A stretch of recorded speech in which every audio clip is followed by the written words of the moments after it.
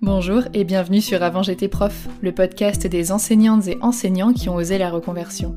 Je m'appelle Florence et je viens d'arriver au bout de ma 6e et dernière année d'enseignement. Avant d'oser me reconvertir, je me suis longtemps questionnée sur ce qui m'empêchait de partir. Les témoignages collectés durant la première saison de ce podcast m'ont donné le courage de me lancer. Et vos retours m'ont permis de réaliser à quel point cette émission était importante pour certains d'entre vous. C'est pourquoi j'ai décidé de poursuivre cette aventure à vos côtés en décryptant 2 fois par mois les parcours aboutis de professeurs reconvertis. Dans ce 17e épisode, j'ai le plaisir de recevoir Sandy. Sandy a longtemps hésité à devenir enseignante. Elle a aussi hésité entre le primaire et le secondaire. Comme beaucoup, elle a adoré l'aspect humain de ce métier passion. En revanche, elle a moins accroché avec la forme de la profession. En suivant ses intuitions, Sandy s'est ouverte au monde et la chance lui a souri. De rencontre en rencontre, elle est parvenue à reprendre ses études en alternance pour s'orienter vers les métiers du livre. Aujourd'hui, Sandy est bibliothécaire en tant que salariée et bibliothérapeute à son compte. Elle se sent libre et ne regrette pas un instant d'avoir changé de voie. Dans cet épisode, on parle des doutes qui nous assaillent en sortie d'études et dans notre travail, de notre enfant intérieur et de ses envies que l'on devrait plus souvent écouter, de passion et d'emploi du temps bien chargés, et de l'agréable sensation de se sentir enfin à sa place. Bonne écoute! Bonjour Sandy, je te souhaite la bienvenue dans ce nouvel épisode du podcast. Et pour démarrer, je te laisse te présenter, puis nous raconter un petit peu ce qui t'a poussé à être, puis à ne plus être enseignante. Je suis Sandy Bory, j'ai passé un bac littéraire, j'ai fait une prépa littéraire, je voulais faire journaliste. Finalement, ça ne s'est pas fait, donc je suis partie en licence de lettres modernes. Donc j'ai fini ma licence, et à partir de là, j'étais relativement perdue. C'était soit je continuais le master, soit je changeais totalement. Et j'ai changé de domaine. J'ai pas continué en master parce que mes camarades en fait de promo, la plupart allaient faire prof de français. Et j'étais absolument pas prête à ce moment-là à prendre cette direction. Mais j'étais vraiment perdue. Tout était possible pour moi. J'aurais pu faire n'importe quel domaine, en tout cas qui me plaisait un minimum. Donc j'ai fait une licence sciences de l'éducation. Et je me suis dit, c'est génial parce que ça touche l'enseignement, l'éducation et la formation. J'ai fait le M1 aussi, sciences de l'éducation.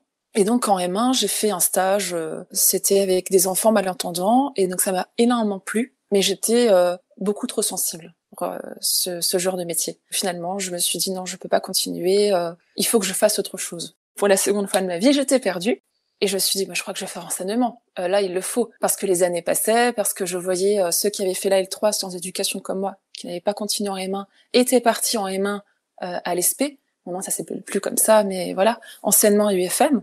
Et voilà, c'était la seconde fois que je voyais des gens que je connaissais qui partaient pour faire de l'enseignement. Et moi, j'étais toujours, je continuais mes études, mais toujours à me dire, mais qu'est-ce que je vais bien pouvoir faire comme métier? Et à ce moment-là, je me disais, choisis-le bien ce métier, parce que ça va être le métier de toute ta vie. Je suis partie, du coup, à l'ESP de Colmar, et j'ai refait un M1, donc j'ai fait M1, M2, j'ai passé le concours en M1 pour être prof des écoles. Là aussi, c'était la grande question. Est-ce que je fais le premier degré? Est-ce que je fais le second? Je me sentais pas prête encore, trop jeune, pour être avec des collégiens lycéens. Je me suis dit, tu essayes avec les plus jeunes, et peut-être qu'un jour, tu auras envie de passer le CAPES. Donc j'y vais, je passe mon concours, je l'ai du premier coup. En M2, j'ai une classe à mi-temps. Super expérience. Donc j'ai enseigné pendant 3 ans. Franchement, ça a été ma plus belle année d'enseignement. Difficile, mais j'ai été vraiment très très bien suivie pour le coup. J'ai fait une 2e année à Mulhouse, donc c'était aussi chouette, sauf que là j'avais pas ma classe, mon début, etc. Je l'ai un peu découvert, j'étais au courant mais de loin. Et là j'ai commencé à être déçue de certaines choses. Peut-être que j'aurais dû faire plus de recherches, peut-être que, mais ça ne s'est pas fait.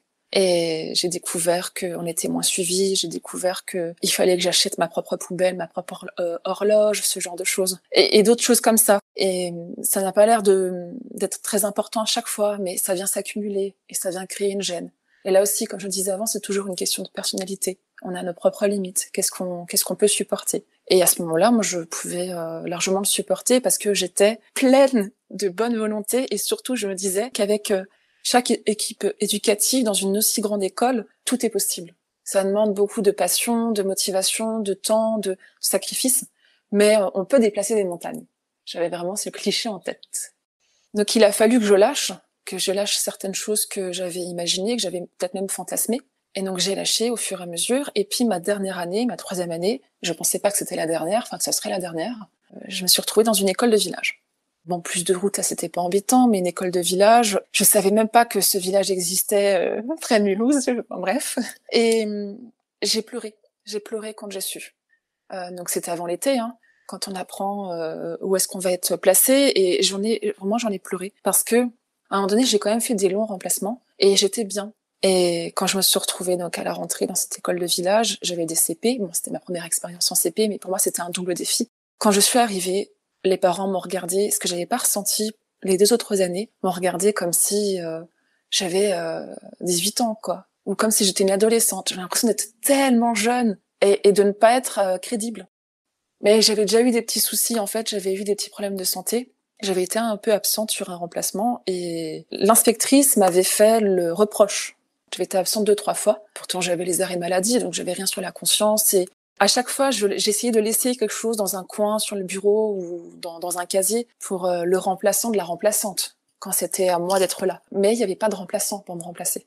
Et un jour, j'ai eu l'inspectrice au téléphone. Il fallait que j'appelle le secrétariat pour dire que j'allais être malade. Et elle me dit, bah écoutez, Madame Bory, je vais vous passer l'inspectrice. Donc elle me la passe. Déjà là, je me suis dit, ça sent pas bon. J'ai un peu le cœur qui bat. Enfin, en plus, je suis une jeune enseignante. Qu'est-ce que j'ai fait, mon Dieu? Et là, ouais, je suis tombée sur quelqu'un qui n'a pas été assez humaine. L'inspectrice que j'ai eue pendant les 2 premières années, à l'inverse, a été très humaine. Et quand elle est venue pour me titulariser, elle m'a donné envie de faire ce métier pendant très très longtemps, d'aller très loin. Et elle, le jour et la nuit. C'était vraiment 2 personnes différentes. Et elle m'a dégoûtée du métier. Elle a commencé à me dégoûter du métier tout doucement. Elle a commencé, je trouve, à s'immiscer là où personne ne l'avait fait avant, que ça ne se fait pas. Je connais mes devoirs, je connais aussi mes droits. Et donc j'ai essayé de lui rétorquer que s'il n'y avait pas de remplaçant pour remplacer la remplaçante, ce n'était pas de ma faute, ce qui a été très mal pris. Ça, c'était un tout petit peu avant Noël, donc c'est vrai que j'avais passé 2 semaines de vacances un peu la boule au ventre quand même, de se dire, purée, je me suis pris une remarque d'une inspectrice, ça m'est jamais arrivé avant. Et c'était surtout, est-ce qu'elle peut me mettre des bâtons dans les roues par la suite ou pas? Ce qu'elle a fait, elle m'a enlevé en fait du remplacement. J'avais un long remplacement, en tout cas à mi-temps. L'autre mi-temps, c'était des cours remplacement, mais c'était une classe à laquelle j'étais accrochée et j'avais déjà entamé un travail sur toutes mes périodes. Je savais ce que j'allais faire, etc. avec ces CP. En fait, au retour des vacances, j'ai fait encore une semaine et là, j'ai su que pour ce mi-temps, j'allais être encore sur du remplacement court et encore plus loin. Donc je l'ai pris comme une punition. Je l'ai pris comme une punition, alors qu'être malade, je crois que ça ne fait rire personne, que ça ne se décide pas. De toute façon, ça ne regardait même pas pourquoi j'étais malade. Mais elle avait essayé de savoir ce que j'avais quand même. Ça a été en fait une petite descente aux enfers, même si j'ai l'impression que quand je le dis, ça sonne faux. C'est que c'était pas non plus l'enfer à ce point-là. C'est que ma passion était toujours là, était toujours très présente. Elle en prenait un coup quand même à chaque fois. Et moi, je me voyais encore rester quelques années. Et j'étais en train de préparer mon CAPES. Donc la 3e année, j'avais fait la première période, la 2e jusqu'à Noël. Et en fait, à la rentrée, en janvier, il y a chaque année au Parc Expo de Mulhouse ce qu'on appelle la journée des carrières. Et en fait, on peut rencontrer des professionnels de tout domaine pour aller poser des questions, surtout si on veut se reconvertir. Et donc moi, je vais accompagner quelqu'un à ce moment-là qui vraiment était perdu dans sa vie professionnelle. Donc j'y vais. Le dernier stand, il restait pas beaucoup de temps, peut-être un quart d'heure. Et je vois un écriteau, il y a écrit licence professionnelle, métier du livre, librairie. Et alors j'ai toujours été une grande amoureuse de livres, donc j'y vais. Je demande en fait ce que c'est, je suis très curieuse, et on me dit, il existe cette licence en apprentissage à l'UHA de Mulhouse. Et vraiment, je lui pose des questions innocemment.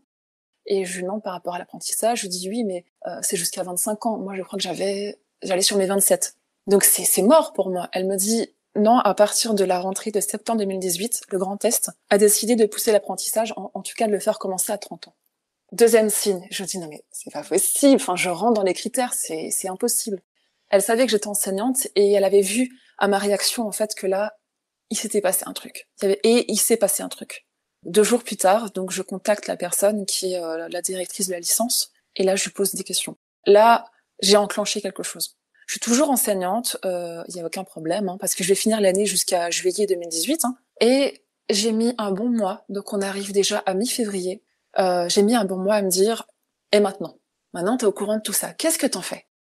Et donc mi-février, je me dis, cherche un apprentissage. Et donc on m'avait dit c'est un domaine compliqué. L'édition, la librairie, la bibliothèque, c'est très petit, donc ça va être compliqué de trouver un apprentissage. Il y avait très peu de place.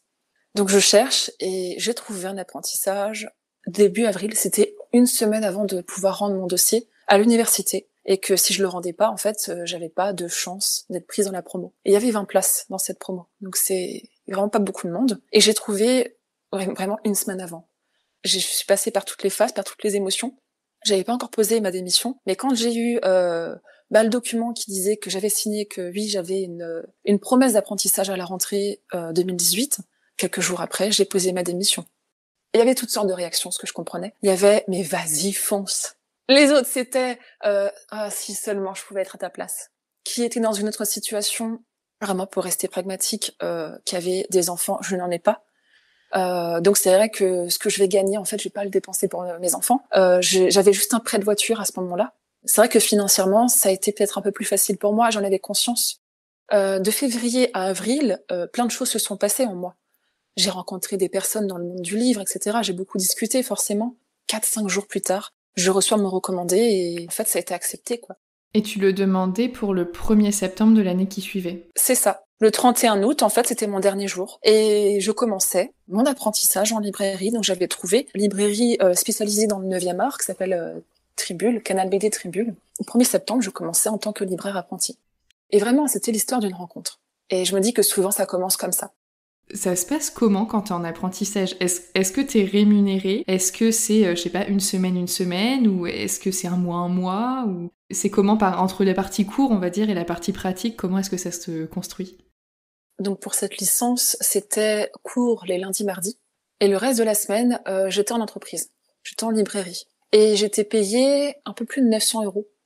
Et on n'avait pas le droit à la prime d'activité. Parce que il fallait être à 900, je sais plus, un tout petit peu moins de 1000. Et en fait, il nous manquait 50 €, quoi, pour pouvoir être dedans. Et je ne pouvais pas faire la demande de la CAF, des APL. Bon, forcément, j'avais pas avant parce que j'étais enseignante. Mais là, je me suis dit, bon, j'ai 900, j'avais mon prêt de voiture quand même, voilà. Mais ça passait limite dans mes calculs. Sinon, je l'aurais jamais fait. Ça passait vraiment limite. Je me suis dit, en même temps, c'est 10 mois, ça passe vite, tu fais quelques sacrifices, et puis voilà. Et non, la CAF, je n'avais pas le droit parce que, encore à ce moment-là, ils prenaient 2 ans avant.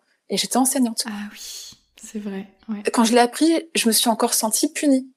À cause de ce métier d'enseignante. Je me suis dit, mais purée, ça va me suivre jusqu'au bout, quoi. Alors que là, j'ai vraiment besoin d'argent. Mais bon, ça c'est passé, mais c'était un peu la mauvaise nouvelle. Mais après, dans la promo, donc on était une vingtaine et il y avait de tous les âges. Bon, principalement ceux qui étaient sortis d'un bac+2 ou bac+3, mais il y avait quand même d'autres personnes qui s'étaient reconverties. Il y avait une autre prof des écoles, mais qui, elle, avait un peu plus de 40 ans, qui avait des enfants.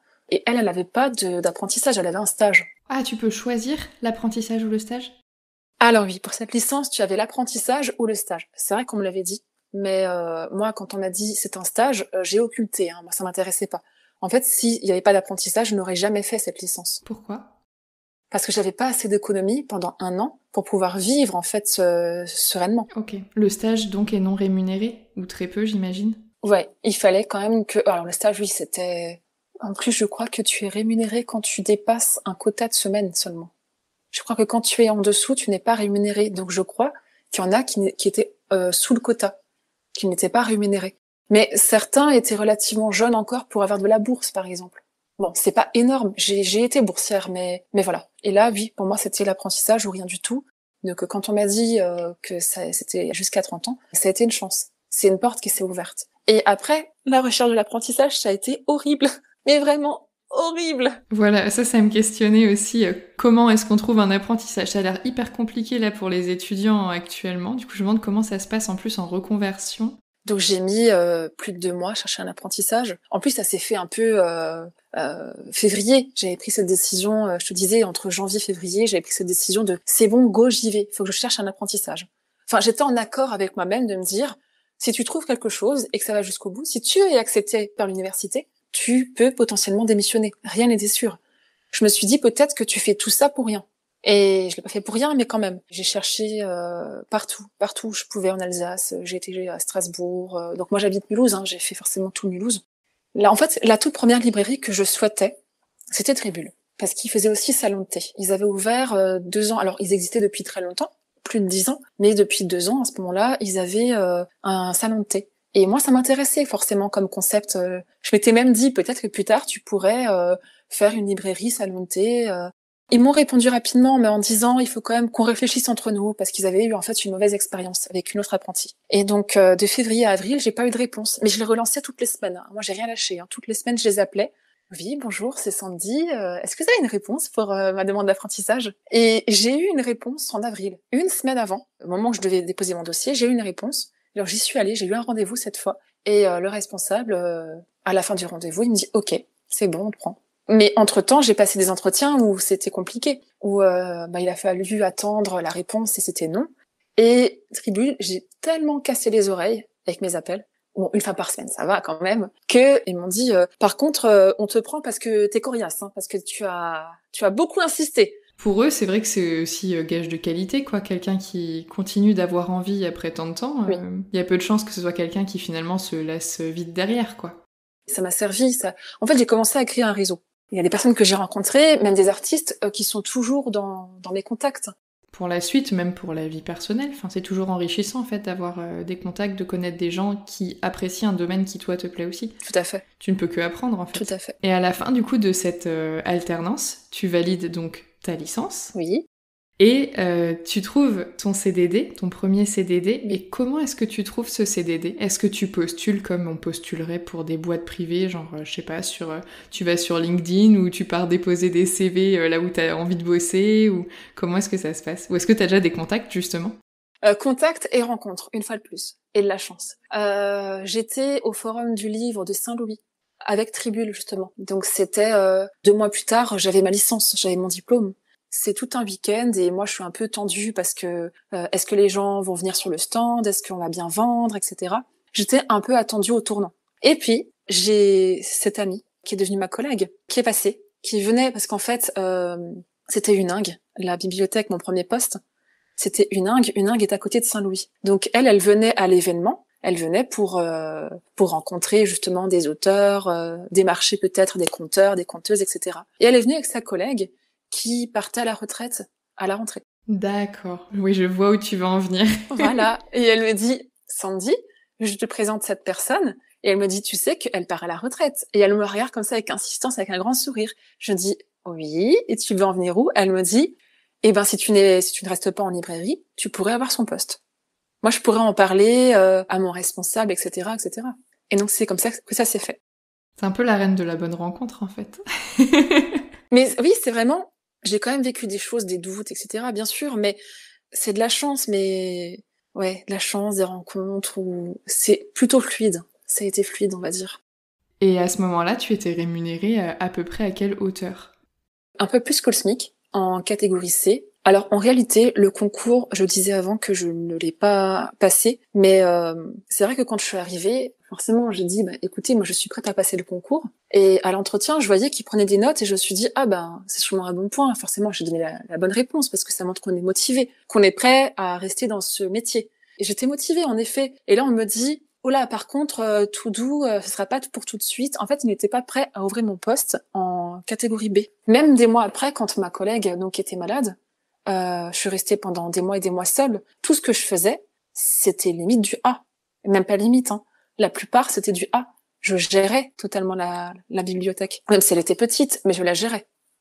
Et mon responsable, en fait, lui, son domaine, c'était l'animation, le spectacle vivant. Mais c'était pas le livre. Et c'est vrai que comparé à ma responsable actuelle, on se voit tous les jours. Elle reçoit du public. Elle fait ce métier, elle le connaît, elle le fait depuis presque 30 ans. Mon responsable précédent, de temps en temps, il appelait pour savoir comment ça allait. Ou est-ce que tu as bien fait ça? Mais on n'était pas du tout dans la même structure, en fait. Il ne connaissait rien au métier. Et le poste que tu as là maintenant, donc tu me disais que tu es toujours à temps plein, est-ce que la rémunération est à peu près la même? Un peu plus. J'ai négocié à mon entretien. Ah ouais, c'est marrant parce que comme tu parles de catégorie, je trouve que ça fait très fonctionnaire. Et du coup, je ne pensais pas... Mais c'est fonctionnaire. Je suis dans la fonction publique territoriale. Ouais, mais du coup, c'est étonnant qu'on... Moi, je me verrais pas trop arriver un matin à une école et négocier mon salaire avec l'inspectrice, tu vois. Non, bien sûr. Alors, c'est un peu plus subtil que ça. C'est que il y a quand même des limites dans la négociation. Donc il y a quand même forcément, ils ont leur grille, etc. Je suis pas au courant de tout, mais vu que j'avais pas le concours, je le passe en 2023. Par contre, ce que n'a pas fait Uningue, mais là à Wittelsheim ça a été fait. En fait, ils ont pris mon expérience en tant qu'enseignant, parce que j'étais déjà dans la fonction publique, et mon expérience à Uningue, parce que fonction publique territoriale. Et en fait, je crois que accumulé, ils ont pu prendre la moitié, parce que c'est tout un système. Ils ont pris la moitié et transposé sur leur grille. En fait, c'est comme si je sortais du concours B. Et là, c'est comme si j'étais en stage, tu vois, pendant 1 an. D'accord. Et au bout d'1 an, je peux être titularisée. Passer le concours, je suis pas obligée, mais je vais quand même le faire, moi, pour pouvoir avancer. Donc le concours, si tu réussis à l'obtenir, c'est également une catégorie B ou ça peut être une catégorie A? Je peux faire en B, mais ma responsable, ça me fait rire parce qu'on en a encore discuté hier. Et c'est vraiment à chaque fois qu'elle le dit, moi ça me fait rougir parce que ça fait quoi, 3 ans que je fais ce travail et elle, ça fait presque 30 ans et elle, en fait, elle arrête pas de me dire, mais Sandy, dans 3 à 4 ans, tu n'es plus là. Parce que pour moi, tu vas être conservatrice. Tu seras en A. Voilà. Et je lui dis, mais tu veux vraiment que je parte, en fait? Et ça nous fait rire. Elle me dit, non, c'est pas ça, tu as les capacités. Tu es surdiplômée pour ça. Tu passeras le concours. C'est très difficile, il va falloir que tu bosses malgré tout. Mais tu peux. Et en A, en fait, je vais jamais rester à Wittelsheim. Parce que même elle est la responsable de la médiathèque, elle est en B. Alors moi, j'aimerais rester en B pour le moment parce que vraiment, j'aime l'endroit où je travaille. Et l'équipe aussi. C'est pas que l'endroit, hein, c'est l'équipe qui fait l'endroit. Et elle me disait, non mais dans 3-4 ans, il faut que tu te barres d'ici. Il faut que tu fasses le A. Et le jour où tu l'as, tu pourras pas rester ici parce que jamais ils vont l'ouvrir. Et si je le fais pas, je perds mon concours. Donc c'est pas le but. Et tu sais pourquoi c'est que tous les 2 ans? D'ailleurs, comment il s'appelle ce concours? C'est un concours de libraire, ça s'appelle? Non, c'est bibliothécaire. Tu as assistant de bibliothèque. En fait, t'as différentes choses. Je suis pas encore au clair avec tout ça, vraiment. Je sais que je dois passer le B et que c'est en 2023. Pourquoi tous les 2 ans? Je ne sais pas, mais tout ce que je sais, c'est qu'il y a très très peu de postes. Et oui, et par rapport à cette inspectrice, je disais qu'elle m'a embêtée un peu plus tard. C'était avant mon départ, je crois 1 mois avant, vers juin. Donc forcément, elle était au courant que j'allais me reconvertir, mes collègues aussi. Et cette inspectrice, en fait, est passée quand j'étais pas là, et qu'elle a dit, toute l'équipe éducative avec qui je m'entendais super bien, que si je partais, c'était de leur faute. Mais tous les collègues sont venus me voir en mode, mais qu'est-ce qu'on t'a fait? Alors, il y en a certains qui n'y croyaient pas du tout. Alors, ils n'ont pas été virulents, mais je sentais qu'il y en a qui étaient un peu sur la défensive, parce qu'apparemment, ils pensaient que j'avais parlé derrière leur dos, etc. Je l'aurais pas fait. Enfin, il y a des gens qui font ça, bien sûr. Je suis pas naïve, mais c'est pas du tout ma façon de faire. J'ai un problème avec la personne, c'est en face, c'est toujours plus facile pour tout le monde. Et là, j'étais choquée. Alors déjà, il a fallu que je réussisse à les convaincre. Et j'ai pris mon courage à 2 mains et j'ai envoyé un mail à l'inspectrice, juste avant de partir. J'ai attendu un bon mois, hein, et un jour avant de partir, je lui ai demandé des explications, etc. Et je lui ai bien dit que son statut, en fait, ne lui permettait certainement pas de répandre, en fait, des rumeurs qui pouvaient mettre à mal une équipe éducative qui déjà avait des problématiques à régler. Et vraiment, elle était là en train de dire que si je partais, c'était parce qu'il y avait une mauvaise ambiance, que j'avais eu envie de me reconvertir, de partir de ce métier. Ce qu'elle ne savait pas, c'est que c'était un peu à cause d'elle. Je lui ai pas tout dit, mais je crois que je suis partie parce qu'en tant que prof des écoles, il y a tellement de matière à enseigner, on est tellement polyvalent, donc c'est chouette dans un sens, mais c'est pas ce qui me convenait le plus.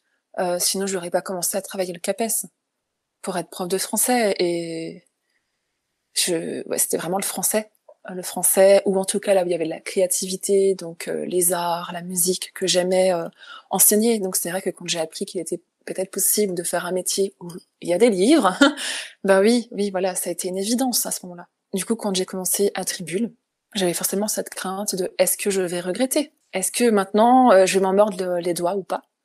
Et au bout de pas très longtemps, au bout de quelques semaines, c'est venu confirmer que j'avais fait le bon choix. C'était pas facile parce que c'était vraiment un autre métier et que, alors j'étais dans une équipe, ils étaient jeunes, dynamiques, ouverts sur le fait que c'était pas mon premier choix le métier, parce que c'était vraiment, ces 3 libraires étaient extrêmement passionnés par leur métier, vraiment. Ils avaient toujours voulu faire ça. Du coup, j'avais fait 7 ans d'études, puisque j'avais ces 2 licences et ce master, et donc il y a eu des moments où il fallait un peu décoincer les choses quand même. C'était, j'arrive avec humilité, j'étais enseignante, mais ça va me servir. Parce que on gérait tous les mêmes rayons, en fait, on tournait un peu, et donc je gérais en partie parfois le rayon jeunesse, en BD, en manga, et c'était chouette, et j'ai appris énormément de choses dans une équipe géniale. Et bon, ils n'ont pas pu me garder, donc après, rapidement, j'ai trouvé un poste en tant que bibliothécaire médiatrice du livre. Donc là, c'est le côté animation. On était 2 dans une petite ville. En fait, on s'était connus dans l'une des écoles. Elle gérait la petite bibliothèque d'une école. Et donc, on s'était déjà croisés, on était devenus amis. Après, du coup, elle est partie en bibliothèque et on est devenus collègues. Ça a duré presque 2 ans. Temps de Covid après, etc. Mais rapidement, je me suis retrouvée seule parce qu'elle a eu des problèmes de santé. Et vraiment, je me suis sentie profondément seule. Parfois, c'est bien d'être seule. On peut se dire, on va plus vite. Comme le dit l'adage, seul on va plus vite, ensemble on va plus loin. Mais c'était pas ça. Là, c'était vraiment, j'étais seule. Il y avait des règles qui avaient été mises en place avec le Covid qui n'étaient pas logiques et les gens n'étaient pas du tout contents, mais ça retombait sur moi. J'étais devenue le bureau des plaintes, etc., etc. C'était désagréable, de plus en plus désagréable. Et je ne me laissais pas faire et je disais en fait quand ça n'allait pas. Et au bout d'un moment, ça n'a pas été accepté. Et donc ils ont mis fin en fait à mon CDD 6 mois avant que je sois titularisée. Il n'y a pas eu de communication. En fait, ils m'ont reproché ma manière de communiquer, comme quoi je disais un peu trop ce qui n'allait pas, etc. Et c'était assez ironique parce que en fait, j'ai su par courrier chez moi un jour où je travaillais pas. Alors que mon responsable, je l'avais eu au téléphone toute la semaine, je l'avais vu, échange de mails.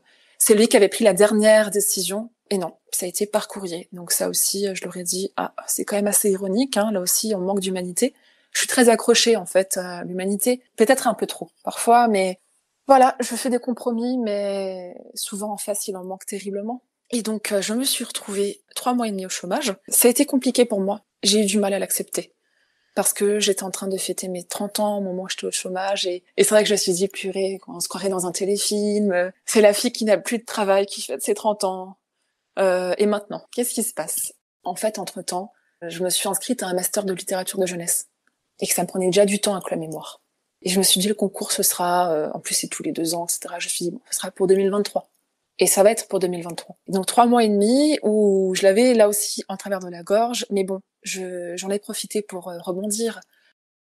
Donc ça a été une chance, mais aussi la Pôle emploi par rapport à l'URSSAF. Donc je m'étais déclarée en mai, donc j'avais pas encore commencé mon poste en tant que responsable jeunesse, et j'ai appris qu'il était possible de, tu sais, on a des jours en fait de chômage auxquels on a le droit. Oui. Donc ça fait une somme. Et en fait cette somme, quand tu es demandeur d'emploi, tu peux demander, alors je confonds toujours les 2 acronymes, je crois que c'est l'ACRE. Oui, pour l'aide à la création d'entreprise. C'est ça. Et donc tu as une exonération de cotisation. Et donc ça a été accepté de la part de l'URSSAF très rapidement. Et quand tu as ce papier de la part de l'URSSAF, tu le présentes à ton conseiller à Pôle emploi. Et en fait, là, tu as l'ARC.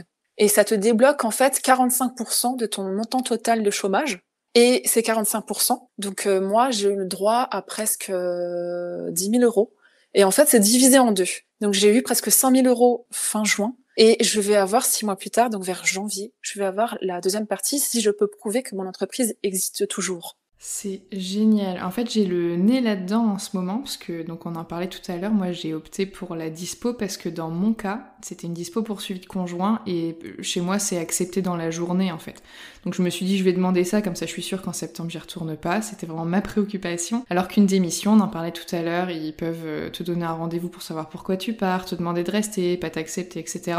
Et moi j'avais pas l'énergie pour ça l'an dernier. Donc j'ai pris ma dispo et depuis septembre je suis en dispo. Sauf que, donc je n'ai pas d'aide de Pôle emploi forcément puisque je suis indispo, mais je m'étais quand même inscrite, enfin là je me suis inscrite le mois dernier parce que on m'avait dit, la conseillère mobilité de mon académie m'avait dit inscrivez-vous quand même à Pôle emploi parce qu'il y a des possibilités de stages qui sont pas rémunérés mais qui peuvent vous être donnés gratuitement, donc ce que tu disais tout à l'heure. Toujours est-il qu'en voulant demander l'ACRE, donc l'aide à la création d'entreprise, je me suis rendu compte que je ne pouvais pas l'avoir puisqu'il faut soit toucher des indemnités de Pôle emploi, soit être inscrit à Pôle emploi depuis plus de 6 mois. Et en fait, l'ACRE, tu peux la demander que pendant 45 jours après ta création d'entreprise, je crois. Donc quand bien même aujourd'hui je suis inscrite, voilà, ça fera plus de 45 jours dans 6 mois, quoi. Enfin, ouais, faut pas être Einstein pour comprendre ça. Donc j'aurai pas cette aide-là. Et en fait, je me rends compte qu'il y a des petites aides comme ça, que du fait de ne pas être inscrit à Pôle emploi, on peut pas les toucher. Et donc, ouais, ça c'était improbable. Je me dis, on n'a pas d'aide à la création d'entreprise, parce qu'on n'est pas inscrit depuis assez longtemps ou parce qu'on ne touche pas. Et du coup, ouais, moi j'ai la même réflexion que toi de me dire, j'ai vraiment l'impression que c'est un boulet en fait. Et du coup là, je me questionne justement sur est-ce que j'ai pas plutôt démissionné pour au moins avoir quelques droits à quelque chose, parce que de toute façon, je vais jamais y retourner, en fait. Donc oui, c'est une sécurité si tu te dis, oh, j'essaye et si ça marche pas, j'y retourne. Mais moi, même si ça marchait pas, j'y retournerai pas. Je ferai autre chose, je prendrai un job alimentaire, je gagnerai certainement moins, mais... Personnellement, j'ai eu de la chance d'être sur un bon conseiller qui m'a rendu les choses plutôt faciles. C'est vrai que depuis que je parle, je me rends compte que j'ai eu de la chance ou que je suis quand même tombée sur les bonnes personnes. Ce qui aide. Après, je pense qu'on provoque aussi sa chance. Enfin, souvent, on attire des gens qui nous ressemblent et Oui. ainsi de suite, tu vois. Parce que finalement, les gens qui ne te convenaient pas, qui n'avaient pas les mêmes valeurs que toi, à chaque fois, tu les as quittés d'une Bien manière sûr, ou d'une oui. autre. Et donc, ça te fait plus de chances de retomber sur des bonnes personnes, quoi. Mais oui. Proportionnellement. Le positif attire le positif. Exactement. Au moins dans l'intention. Et donc, mi-mars, je n'avais plus d'emploi. Et mi-avril, un mois plus tard, j'ai passé un entretien. Fin avril, j'avais la réponse. Et en fait, je savais que j'allais être responsable jeunesse d'une médiathèque. Et donc, ça s'est fait et j'y suis toujours. Enfin, c'est magnifique dans le sens, vraiment, je suis bien. Mais vraiment très, très bien. Alors, il y a toujours des choses qui ne vont pas, mais... Et ça, limite... Question de proportion, en fait. Si ce qui va pour toi est largement supérieur à ce qui ne va pas... C'est ça. Parce que là, j'ai une responsable qui est à la hauteur, en fait, de la structure, des défis aussi qui sont posés, de tout ce qui est souhaité comme projet. Et surtout, elle permet qu'on soit porteur, justement, de projets, force de proposition, etc. Et moi, j'avais besoin de ça. Tu vois, comme tu sèmes des graines et il se passe quelque chose. Tu peux que grandir, en fait. Tu peux aussi te casser la gueule, te tromper, mais au moins tu as osé. Et ça, on pourra pas te le reprocher. Et avec ma responsable, c'est vraiment cette sensation que j'ai. Et quand tu mets dans un même endroit des énergies qui convergent, il peut que se passer de belles choses. Je me sens pousser des ailes, on peut le dire. Vraiment. J'ai pu mettre en place un programme d'animation pendant tout l'été. J'ai mis en place un club manga qui fonctionne. J'ai entre 10 et 15 enfants, adolescents. C'est de 7 à 17 ans.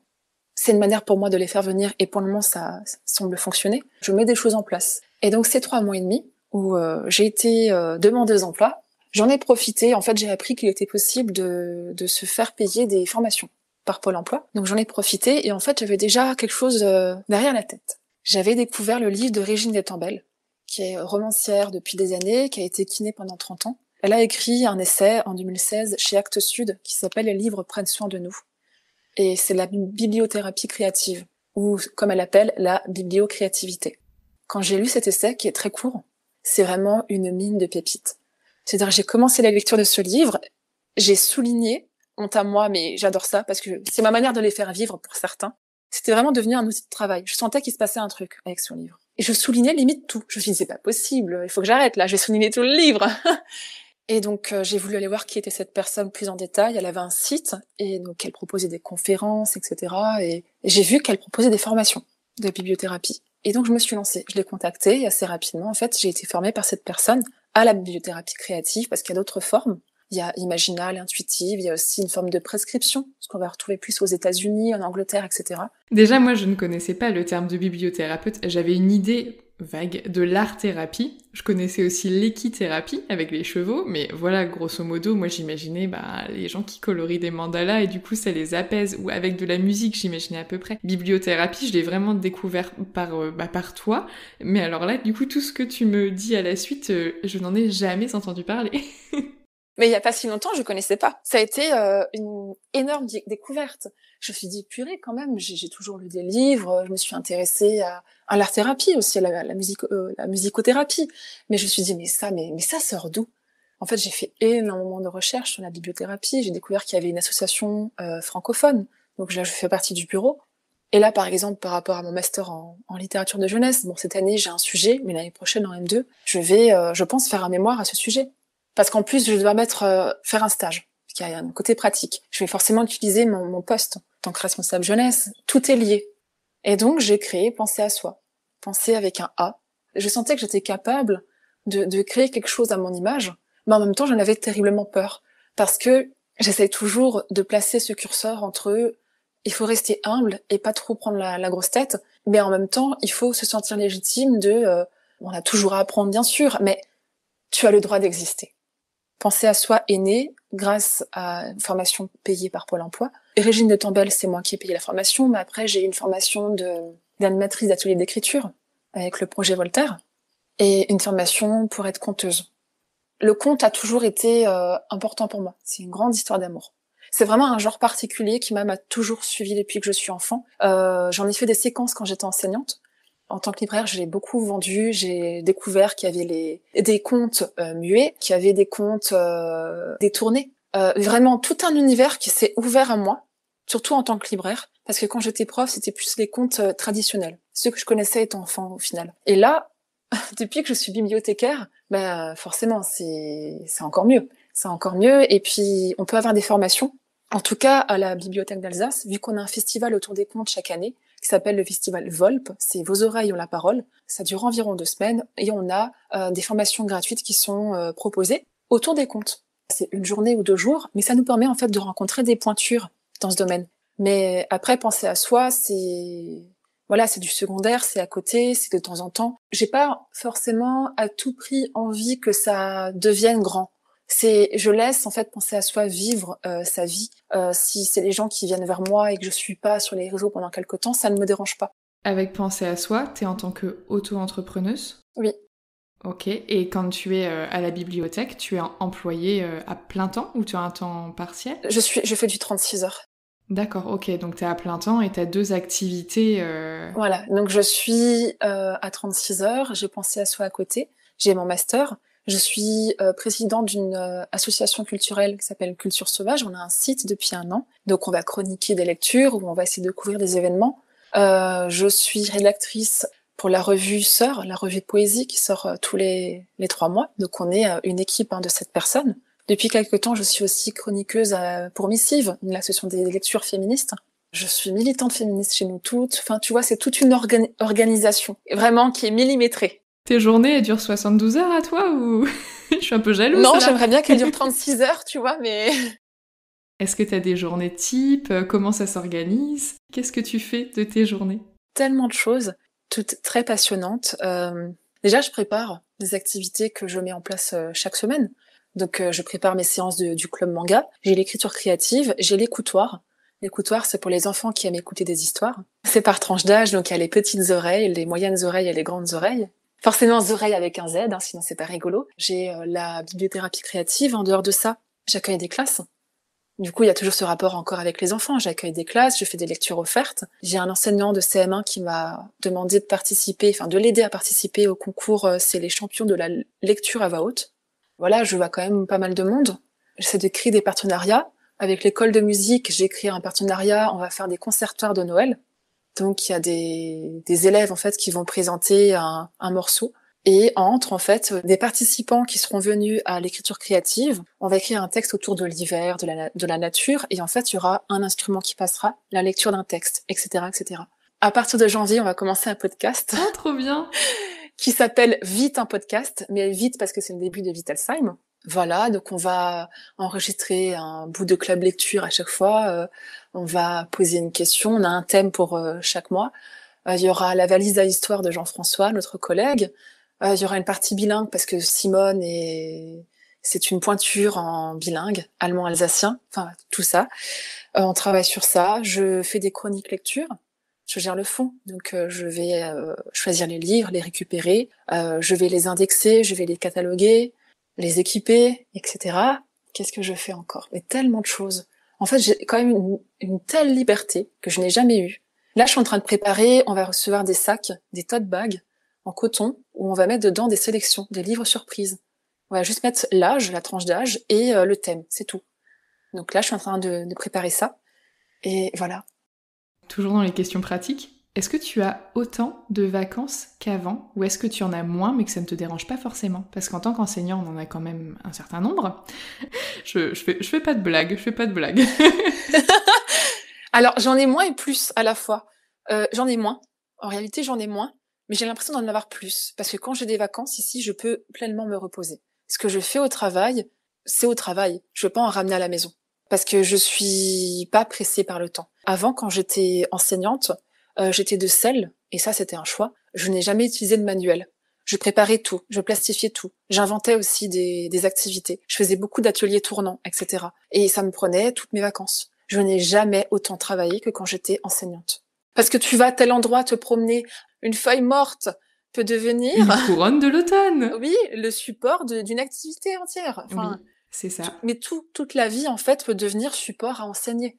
Et il y a des gens qui sont passionnés par ça, qui adorent y penser tout le temps. Et qui, tu vois, les enseignants qui ont des blogs sur l'enseignement et qui ne font que ça, parce que du coup, ils le font côté pro et forcément ton blog tu le tiens sur le côté perso, je trouve ça complètement dingue. Mais merci à ces gens qui m'ont énormément dépanné pendant toute ma carrière, mais juste moi j'aurais jamais pu quoi. Alors après c'est une manière de créer tes outils, tu les connais du coup par cœur, ils viennent de toi, tu sais comment les adapter, avec qui les utiliser, de quelle façon, etc.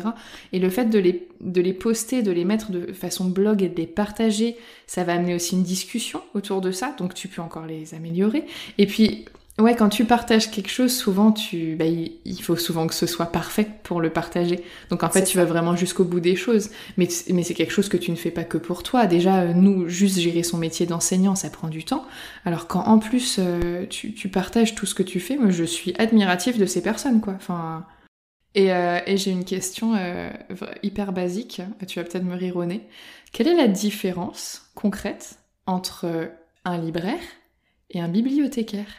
Je ne ris pas au nez parce que on me l'a souvent posé. La grosse différence, c'est que on n'a pas cette pression quotidienne de devoir vendre. Ah bah oui. On n'est pas là à conseiller pour pouvoir vendre. C'est mon côté enfant. J'avais pas compris l'argent. Voilà. Oui, bah oui. C'est une personne quand elle achète un livre, elle ne revient pas, elle l'emprunte pas, elle l'achète pour le garder ou pour l'offrir. En bibliothèque, tu vas venir l'emprunter. Donc tu dois le rendre. Ça appartient au collectif. Et nous, en fait, bien sûr qu'on va faire quand même des bons choix pour que les gens viennent. Il y a quand même toute une... C'est bien pensé, mais il n'y a pas cette pression de « Purée, il faut que ma pile, elle descende parce que dans 2 semaines, j'ai cette nouveauté qui arrive ». C'est une autre pression en tant que libraire. Et moi, je préfère le métier de bibliothécaire. J'imagine parce que t'as pas du tout la même relation avec les gens. Déjà, t'as peut-être plus d'habitués, t'as peut-être plus de gens sur abonnement, et t'as pas cette relation à l'argent, quoi. La personne a son abonnement, après, une fois que c'est payé, elle vient pour le plaisir, en fait. Oui, c'est ça. Et donc, le temps que tu ne mets pas à devoir, je dois lire pour vendre, on lit quand même, mais il y a des gens, ça les booste. Hein. Moi, ça me faisait l'effet inverse. Parce que j'ai plus de temps pour créer. Voilà. Sinon, je pourrais moins mettre en place les activités ou des partenariats. Est-ce qu'avec la licence que tu as fait là, toi, dans les métiers du livre, est-ce que tu pourrais être et bibliothécaire et libraire ou pas ? La licence que j'ai faite, mais il y a d'autres licences en France qui sont moins précises. Là, c'est vraiment le métier du livre, le tirer avec libraire à côté. Tu vois, donc c'est quand même plus axé librairie. Je vous disais que leur but, c'est qu'à la fin, au bout de 10 mois, c'est comme si on pouvait ouvrir une librairie. On aura quand même des difficultés, mais que ce soit suffisant. Et est-ce qu'il existe la licence métier du livre-bibliothécaire ? Alors, il existe des licences, des DUT, principalement. D'accord. Bac+2 pour la bibliothèque. Oui, ça existe. Et donc super. là, forcément, tu pourrais directement être en bibliothèque, mais librairie, tu vas pas forcément te débrouiller de la même manière. À mon sens, parce que j'avais déjà discuté avec des personnes qui ont fait l'inverse de moi. Plus facile d'avoir fait librairie et d'être en bibliothèque. D'accord. Tu dois quand même apprendre en bibliothèque l'accès, gérer un nouveau logiciel, etc. Mais tu as plus de pression en librairie. Moi, en tout cas, je l'ai vécu, c'était plutôt fluide, en fait, de passer de librairie à bibliothèque. D'accord. Pour moi, ça l'a été. Si je te demandais de compléter la phrase suivante, que me dirais-tu ? Donc la phrase est « Avant, j'étais prof, aujourd'hui, je suis ». Moi. Et qu'est-ce qui fait que tu te sentais pas, toi, en tant qu'enseignante ? Aussi loin que je puisse m'en souvenir, CP, CE1. En fait, dès que j'avais fini mes exercices, j'allais chez les copains-copines pour les aider. Je me suis déjà pris des punitions à cause de ça. Et depuis, là, ça m'a suivi vraiment jusqu'au lycée. Hein. On me disait, Sandy, toi, plus tard, tu seras maîtresse. Et je crois que j'ai toujours été un peu attirée par ça, parce que c'est les autres qui me le présentaient comme si c'était un beau métier. Moi, je me rappelle, quand j'étais enfant, je respectais plus que tout les enseignants et mes camarades aussi. Donc, ce rapport avec l'enseignant a aussi changé. Mais je fuyais un peu parce que c'était un peu imposé par les autres. Et je voulais savoir ce dont j'étais capable, moi, et pas juste dans l'enseignement. Comme je l'ai dit, par rapport à mon parcours, après la licence de lettres, j'aurais pu faire un master et être enseignante. Je l'ai pas fait. J'ai fait sciences de l'éducation, mais j'ai quand même fait enseignante. Mais finalement, je suis partie. Tu vois, j'ai eu l'impression que c'était un peu imposé par les autres et que c'était un peu le chemin facile. Et est-ce que tu aurais des conseils pour les personnes qui aimeraient se lancer dans une reconversion, que ce soit dans les métiers du livre ou pas, et qui justement n'osent pas ? Ça va rejoindre tout ce qu'on a dit avant. Je sais que c'est très beau ce que je vais dire, dit comme ça, c'est très waouh, cuculapraline, mais écoutez, la voix d'enfant qu'on a encore à l'intérieur de soi, qui souvent nous remet sur le bon chemin. Et que la vie va très vite, tout va très vite, il y a beaucoup de pression, il y a beaucoup d'attentes, mais à la fin, on est tout seul, quoi. Je veux dire, à la fin, il reste nous, et si on peut au moins s'apporter du bien-être, je pense que c'est gagné. Merci beaucoup d'avoir détaillé ton parcours parce que les métiers du livre, c'est quelque chose qui intéresse énormément d'enseignants. Oui, je sais. J'ai eu beaucoup de demandes là-dessus et franchement, je n'avais aucun moyen de leur répondre parce que moi, je n'y connaissais rien, comme tu as pu le voir. Donc, merci beaucoup d'avoir livré tout ton parcours, le bien comme le plus difficile. Avec grand plaisir. Et puis, je te souhaite le meilleur et puis de réussir également à développer Penser à soi, que je trouve super comme concept. C'est gentil. Merci, hein. Merci d'avoir accepté et puis finalement c'est passé super vite.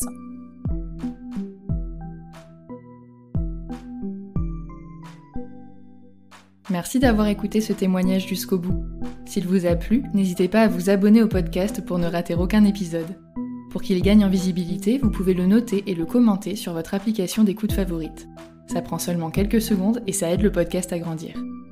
Pour soutenir ce projet et m'aider à le faire connaître, vous pouvez partager cette émission auprès de vos proches, de vos collègues et sur vos réseaux sociaux.